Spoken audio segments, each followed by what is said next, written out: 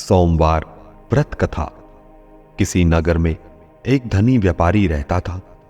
दूर दूर तक उसका व्यापार फैला हुआ था। नगर के सभी लोग उस व्यापारी का सम्मान करते थे। इतना सब कुछ संपन्न होने के पश्चात भी वह व्यापारी बहुत दुखी था, क्योंकि उसका कोई पुत्र नहीं था, जिस कारण अपनी मृत्यु के पश्चात व्यापार के उत्तराधिकारी की चिंता उसे हमेशा सताती रहती थी। पुत्र प्राप्ति की इच्छा से व्यापारी प्रत्येक सोमवार भगवान शिव की व्रत पूजा किया करता था और संध्या के समय शिव मंदिर में जाकर शिव जी के समक्ष घी का दीपक जलाया करता था। उसकी भक्ति देखकर मां पार्वती प्रसन्न हो गई और भगवान शिव से उस व्यापारी की मनोकामना पूर्ण करने का निवेदन किया। भगवान शिव बोले, इस संसार में सबको उसके कर्म के अनुसार फल की प्राप्ति होती है। जो प्राणी जैसा कर्म करते हैं उन्हें वैसा ही फल प्राप्त होता है। शिव जी के द्वारा समझाने के बावजूद भी मां पार्वती नहीं मानी और उस व्यापारी की मनोकामना पूर्ति हेतु वे शिव जी से बार बार अनुरोध करती रही। अतः माता के आग्रह को देखकर भगवान भोलेनाथ को उस व्यापारी को पुत्र प्राप्ति का वरदान देना पड़ा। वरदान देने के पश्चात भोलेनाथ मां पार्वती से बोले, आपके आग्रह पर मैंने पुत्र प्राप्ति का वरदान तो दे दिया, परंतु इसका यह पुत्र 16 वर्ष से अधिक समय तक जीवित नहीं रहेगा। उसी रात भगवान शिव उस व्यापारी के स्वप्न में आए और उसे पुत्र प्राप्ति का वरदान दिया और उसके पुत्र के 16 वर्ष तक जीवित रहने की भी बात बताई। भगवान के वरदान से व्यापारी को खुशी तो हुई, लेकिन पुत्र की अल्पायु की चिंता ने उस खुशी को नष्ट कर दिया। व्यापारी पहले की तरह सोमवार के दिन भगवान शिव का विधिवत व्रत करता रहा।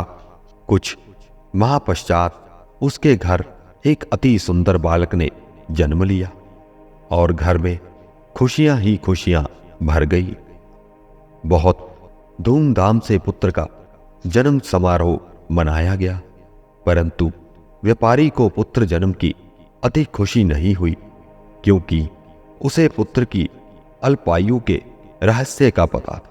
जब पुत्र 12 वर्ष का हुआ तो व्यापारी ने उसे उसके मामा के साथ पढ़ने के लिए वाराणसी भेज दिया। लड़का अपने मामा के साथ शिक्षा प्राप्ति हेतु चल दिया। रास्ते में जहां भी मामा भांजे विश्राम हेतु रुकते, वहीं यज्ञ करते और ब्राह्मणों को भोजन करवाते। लंबी यात्रा के पश्चात मामा भांजे एक नगर में पहुंचे। उस दिन नगर के राजा की कन्या का विवाह था, जिस कारण पूरे नगर को सजाया गया था। निश्चित समय पर बारात आ गई, लेकिन वर का पिता अपने बेटे के एक आंख से काणे होने के कारण अत्यधिक चिंतित था। उसे भय था कि इस बात का पता चलने पर कहीं राजा विवाह से इनकार न कर दे, इससे उसकी बदनामी भी होगी। जब वर के पिता ने व्यापारी के पुत्र को देखा तो उसके मस्तिष्क में एक विचार आया। उसने सोचा, क्यों ना इस लड़के को दूल्हा बनाकर राजकुमारी से विवाह करवा दूं। विवाह के पश्चात इसको धन देकर विदा कर दूंगा और राजकुमारी को अपने नगर ले जाऊंगा। वर के पिता ने लड़के के मामा से इस संबंध में बात की। मामा ने धन मिलने के लालच में वर के पिता की बात स्वीकार कर ली। लड़के को दूल्हे का वस्त्र पहनाकर राजकुमारी से विवाह कर दिया गया। राजा ने बहुत सारा धन देकर राजकुमारी को विदा किया। शादी के पश्चात लड़का जब राजकुमारी के साथ लौट रहा था तो वह सच नहीं छिपा सका और उसने राजकुमारी के ओढ़नी पर लिख दिया, राजकुमारी तुम्हारा विवाह मेरे साथ हुआ था। मैं तो वाराणसी पढ़ने के लिए जा रहा हूं और अब तुम्हें जिस नवयुवक की पत्नी बनना पड़ेगा वह काणा है। जब राजकुमारी ने अपनी ओढ़नी पर लिखा हुआ पढ़ा तो उसने काणे लड़के के साथ जाने से इनकार कर दिया। राजा को जब ये सब बातें पता लगी तो उसने राजकुमारी को महल में ही रख लिया। उधर लड़का अपने मामा के साथ वाराणसी पहुंच गया और गुरुकुल में पढ़ना आरंभ कर दिया। जब उसकी आयु 16 वर्ष की हुई तो उसने यज्ञ किया। यज्ञ की समाप्ति पर ब्राह्मणों को भोजन करवाया और खूब अन्न वस्त्र दान किए। रात को वह अपने शयन कक्ष में सो गया। शिव के वरदान के अनुसार शयन अवस्था में ही उसके प्राण पखेरु उड़ गए। सूर्योदय पर मामा मृत भांजे को देखकर रोने पीटने लगा। आसपास के लोग भी एकत्र होकर दुख प्रकट करने लगे। लड़के के मामा के रोने विलाप करने के स्वर समीप से गुजरते हुए भगवान शिव और माता पार्वती जी ने भी सुने। माता पार्वती ने भगवान से कहा, हे प्राणनाथ, मुझे इसके रोने के स्वर सहन नहीं हो रहे। आप इस व्यक्ति के कष्ट को अवश्य दूर करें।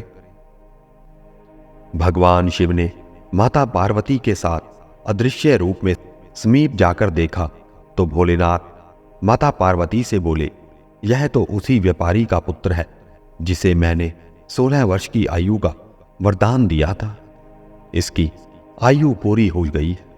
माता पार्वती ने फिर भगवान शिव से निवेदन कर उस बालक को जीवन देने का आग्रह किया। माता पार्वती के आग्रह पर भगवान शिव ने उस लड़के को जीवित होने का वरदान दिया और कुछ ही पल में वह जीवित होकर उठ बैठा। शिक्षा समाप्त करके लड़का मामा के साथ अपने नगर की ओर चल दिए। दोनों चलते हुए उसी नगर में पहुंचे जहां उसका विवाह हुआ था। उस नगर में भी यज्ञ का आयोजन किया। समीप से गुजरते हुए नगर के राजा ने यज्ञ का आयोजन देखा और उसने तुरंत ही लड़के और उसके मामा को पहचान लिया। यज्ञ के समाप्त होने पर राजा मामा और लड़के को महल में ले गया और कुछ दिन उन्हें महल में रखकर बहुत सा धन, वस्त्र आदि देकर राजकुमारी के साथ विदा कर दिया। इधर भूखे प्यासे रहकर व्यापारी और उसकी पत्नी बेटे की प्रतीक्षा कर रहे थे। उन्होंने प्रतिज्ञा कर रखी थी कि यदि उन्हें अपने बेटे की मृत्यु का समाचार मिला तो दोनों अपने प्राण त्याग देंगे। परंतु जैसे ही उसने बेटे के जीवित वापस लौटने का समाचार सुना तो वह अत्यधिक प्रसन्न हुआ। वह अपनी पत्नी और मित्रों के साथ नगर के द्वार पर पहुंचा। अपने बेटे के विवाह का समाचार सुनकर पुत्र वधू राजकुमारी को देखकर उसकी खुशी का ठिकाना न रहा।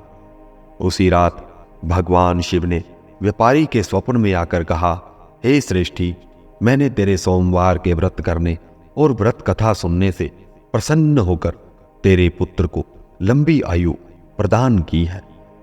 पुत्र की लंबी आयु जानकर व्यापारी अत्यधिक प्रसन्न हुआ। शिव भक्त होने तथा सोमवार का व्रत करने से व्यापारी की सभी मनोकामनाएं पूर्ण हुई। इसी प्रकार जो भक्त सोमवार का विधिवत व्रत करते हैं और व्रत कथा सुनते हैं उनकी सभी इच्छाएं पूर्ण होती हैं। बोलो भगवान शिव शंकर की जय हो।